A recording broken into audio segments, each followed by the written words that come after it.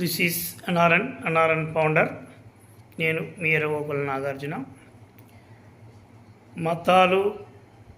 మతాల స్థాపకులు, మత గ్రంథాలు. హిందూ మత స్థాపకుడు అంటూ లేడు.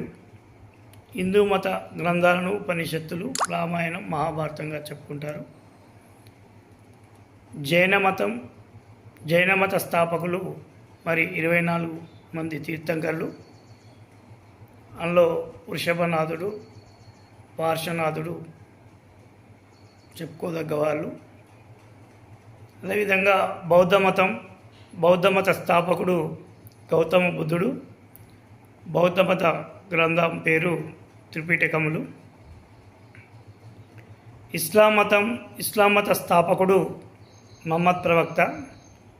మరి ఇస్లాం మతం యొక్క మత గ్రంథం ఖురాను.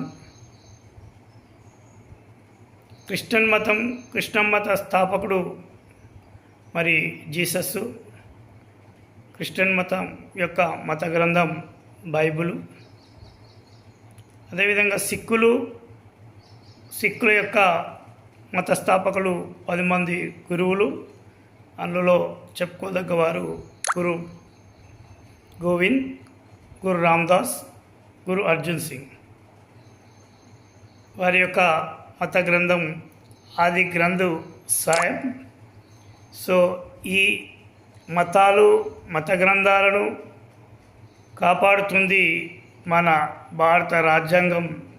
బాబాసాహెబ్ డాక్టర్ భీమ్రావ్ అంబేద్కర్ రాసింది కనుక భారతదేశం రాజ్యాంగం అర్థమైతే ఈ గ్రంథాలన్నిటికీ రక్షణ భారత రాజ్యాంగం ఇస్తుంది. థ్యాంక్ యూ, ధన్యవాదాలు. Share it, like it.